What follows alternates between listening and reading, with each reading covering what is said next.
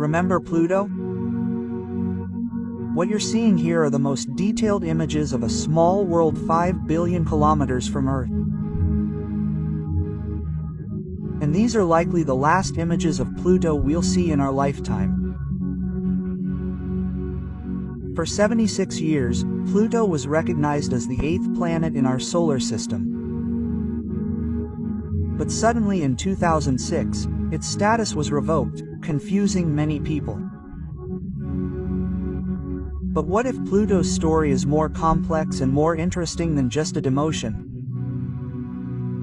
In this video, we'll discuss Pluto, the dwarf planet that challenges human knowledge of the solar system. And maybe this knowledge can change your view of our solar system. Pluto's story is actually related to Uranus and Neptune. In the 19th century, scientists noticed something strange about Uranus's orbit. Its orbit was slightly off from calculations. It was as if there was a mysterious gravity tugging at Uranus. Scientists became suspicious that there might be another planet that was the source of this mysterious gravity. And with the magic of mathematics, scientists finally found the suspect, Neptune. The mystery was finally solved. But fate had other plans. After observing, it turned out that Neptune's orbit was also deviated. Wow, this case is very similar to Uranus. It seems there is another new planet. This is where scientists began to hunt for a mysterious planet, Planet X. A large planet whose gravity can even affect Neptune's orbit. Long story short, Planet X was never found. And in 1929, the Lowell Observatory in Arizona recruited an astronomer, Clyde Tombaugh. Then he was immediately given the tough task of searching for Planet X. After working for 13 months, Tombaugh finally got a surprise. On February 18, 1930, as usual, he was comparing a pair of identical sky photographs, but taken at a week apart. Usually he didn't find anything. But this time he saw a moving object. A different point between the two identical sky photographs. This point was very faint. He checked many times to make sure that this was not a photo defect. This was the first moment humans saw Pluto. At that time, human understanding of the outer solar system was still limited. Scientists were also very obsessed with discovering new planets. So without much debate, Pluto was immediately recognized as the 9th planet in our solar system. Everyone was happy. Planet X had been discovered, they said. But there was one problem. Technology at that time was still very limited, not as sophisticated as it is now. There were no telescopes directly in space like Hell. Pluto just looked like a faint dot. So, in reality, astronomers at that time knew nothing about Pluto. They thought Pluto was big. At least as big as Earth. Some even said it was bigger than Jupiter. Which is understandable because they thought Pluto was Planet X whose gravity could affect Neptune. They didn't know that Pluto was actually cute. Its gravity was very weak. If you weigh 70 kilos on Earth, on Pluto, you would only weigh 4 kilos. Gravity this small would have no effect on a planet like Neptune. They also had no idea that our moon was 5 times as massive as Pluto. What's even funnier is that more than half of Pluto's volume is ice, so if Pluto were to move to Earth's current position, its ice would evaporate due to the heat from the sun and Pluto would have a tail. Yes, Pluto would behave like a comet if it were in the inner solar system. Sure, Pluto is huge for a comet, but it still has a tail. There are no planets like this. So, Pluto is not really Planet X. It was just a coincidence that when I was looking for Planet X, I found Pluto. What's worse, the Planet X theory turned out to be wrong. Neptune's orbit, which seemed to deviate, was actually due to incorrect data on Neptune itself, not because of Planet X. Now, after scientists learned this fact, Pluto's status as a planet began to be doubted. But doubts about Pluto didn't stop there. Pluto's status began to be seriously doubted when telescope technology became more advanced. In the early 90s, astronomers were able to see objects very far beyond Neptune's orbit. They realized that our Sunda system was surrounded by a lot of objects, forming an area like a very large donut. This area is called the W belt. It's like the asteroid belt between the orbits of Mars and Jupiter, but much larger. Filled with cosmic debris, approximately hundreds of thousands of them. And that's only for objects over 100 kilometers wide. These objects were then called KBOs, Kuiper objects, and Pluto turned out to be just one of many. The most devastating blow to Pluto's planet status was the discovery of Eris in 2005. Eris is a Kuiper object, more massive than Pluto. The difference in size is only slightly. Pluto is slightly bigger, but Eris has a greater mass. Just imagine, if Pluto were a planet, then Eris would have to be a planet too. Not to mention that besides Eris, other objects have been discovered in the W belt, such as Homa, Makemake, Setna, and others. What do we do? Are they all planets? If so, then our solar system could have dozens of planets, and will continue to grow as new objects are discovered in the W belt. Here, many scientists feel that there needs to be a clearer definition of a planet. Finally, in 2006, the IAU, or International Astronomical Union, held a meeting to discuss the definition of a planet. The debate was quite heated, but finally a decision was made. To be a planet, an object must meet 3 criteria. Orbit a sun massive enough for its gravity to shape the object into a sphere, and it must be able to clear its orbital environment of other objects. Pluto failed the 3rd criterion because Pluto's gravity wasn't strong enough to pull or throw other objects in its orbital path. So in 2006, Pluto was officially removed from the list of planets and a new category was created for objects like Pluto, dwarf planets or dwarf planets. But even though it now has the status of a dwarf planet, Pluto never stops surprising astronomers. Before 2015, images of Pluto only looked like this. Even the Hubble telescope could only take images like this, just a spot. But after this, humans will get images that will make its discoverer very jealous. The New Horizons spacecraft departed for Pluto in 2006, the same year Pluto was demoted. Its mission was simple: to reach Pluto as quickly as possible. The spacecraft was built as lightweight as possible and mounted on the most powerful rocket at the time. This Atlas V rocket made New Horizons the fastest spacecraft to leave Earth. It reached Jupiter in just a year, when it normally takes 5 to 6 years to reach Jupiter. After 9 years of travel, in 2015, New Horizons finally reached Pluto.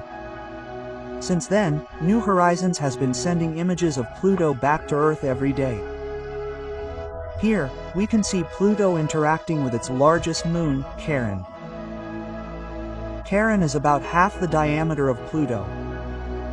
It's huge, considering the size of the moon and its planet. This means the center of their mass is outside Pluto. So, they seem to orbit an invisible point.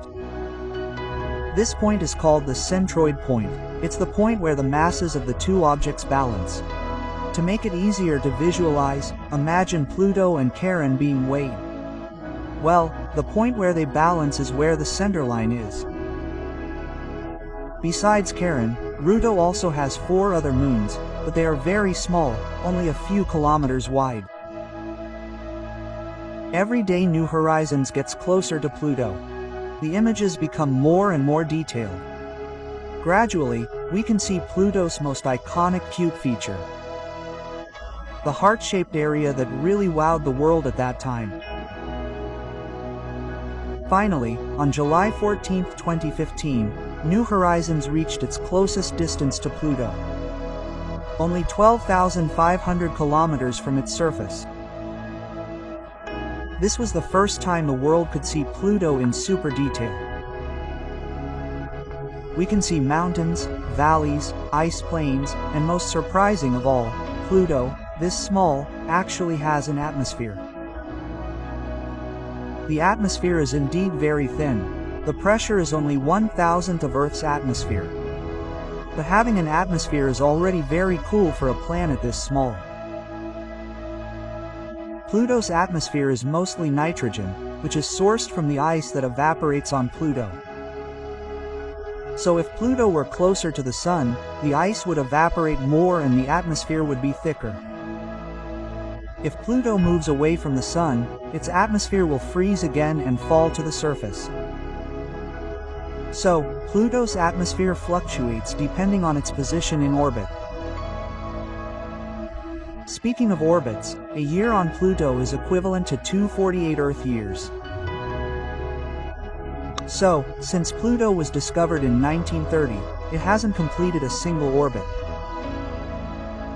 Furthermore, Pluto's orbit is very tilted compared to the orbits of other planets. It's tilted by 17 degrees. From this alone, it's clear that Pluto isn't as stable as other planets. Not only does its atmosphere surprise scientists, but we can also see that there are mountains on Pluto. The mountains on Pluto are extractives that are around 2 to 4 kilometers high. What's more interesting is that among these mountains there is strong evidence of an active volcano. Now, this is a bit unusual. It's like a volcano, but made of ice and not emitting lava, but rather emitting gas, water, or other materials. The term for a mountain like this is a cryovolcano, which means ice volcano. One of these mountains that is suspected to be active is called WS. It's about 150 kilometers long and can reach up to 4 kilometers high. If this planet is truly active, then it's the largest crino in the outer solar system. And who wouldn't be thrilled to see this? There's a heart on Pluto. Obviously not a real heart, but an area that happens to be shaped like one. Cute, right? This area is named Tombao Regio in honor of Pluto's discoverer, Side Tombaugh. The western part of Tombao Regio is called Sputnik Planitia, a giant ice plain whose ice is mostly nitrogen ice. On Pluto, the average temperature is around minus 229 degrees Celsius, far below the freezing point of water, but not so far below the freezing point of nitrogen. So, ice from water at this temperature would be very hard, while nitrogen ice would be much softer. Now, if you look closely, the Sputnik Planitia area doesn't have any craters, which means this surface is still new compared to other surfaces that have more craters. And if you look more closely, this area seems to have irregular patterns, forming giant segments that can be around 20 to 30 kilometers wide. Scientists have concluded that these patterns are formed due to the process of convection. This is actually a daily phenomenon where warm air will rise and cold air will sink. The descending air becomes hotter and then rises again. And so on. Water is the same. In one container, the hotter water will rise to the surface and the cooler will sink. Now, this convection process is not only limited to air and water, It can also occur in denser materials such as in the Earth's mantle or the ice on Pluto. The surface of the nitrogen ice on Pluto will move in exchange with the warmer ice below. This movement is very slow, at most only a few centimeters per year, similar to the speed of a human fingernail. But because of this movement, the surface of the ice on Sputnik Mars will be renewed every 500,000 years or so. Here's something surprising. In 2020, scientists conducted a study stating that, based on data from New Horizons, Pluto is suspected to have an ocean beneath its icy surface. It's similar to Europa, Jupiter's moon. This means there could be life beneath Pluto's surface. Pluto, once again, offers scientists a warning. A small, frozen, and distant world isn't necessarily uninteresting. Believe it or not, the approval process for New Horizons was actually quite difficult. Besides being so far away, Pluto was considered less interesting. It was considered just an ice ball. But it turns out that despite its small size, Pluto is geologically active. It has ice volcanoes, an atmosphere, and now there's even the possibility of life, a heart. Unfortunately, New Horizons can no longer take images as detailed as this because the probe only passed by Pluto. It wasn't originally planned to orbit. Besides, it's moving too fast for Pluto's small gravity to capture it. And now New Horizons is very far from Pluto. So there won't be any new high-resolution images of Pluto. Waiting for another mission to Pluto seems very difficult. Pluto has become a door that opens a new understanding that our solar system is not just a sun surrounded by large planets, but there are many small planets inhabiting the Kuiper belt massive enough to form themselves into a sphere. And each of these small planets is a world unto itself. Some even have atmospheres and are all part of our solar system. By the way, there is one thing you might not have expected.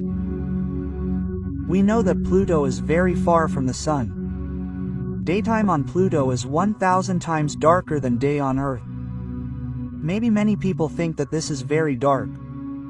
But it turns out that even though it is 1,000 times darker than day on Earth, Pluto is not that dark. Daytime on Pluto is still as bright as sunset on Earth. Still enough for reading a book and enjoying the scenery. Interestingly, there is a special term for the time on Earth when the light is exactly like day on Pluto. It is called Pluto time. Usually, Pluto time falls at dawn or dusk on Earth. Well, if you are bored, you can try Googling Pluto time calculator if you want to know Pluto time in your area. Don't forget to subscribe and like if you enjoyed this video, and thank you for watching.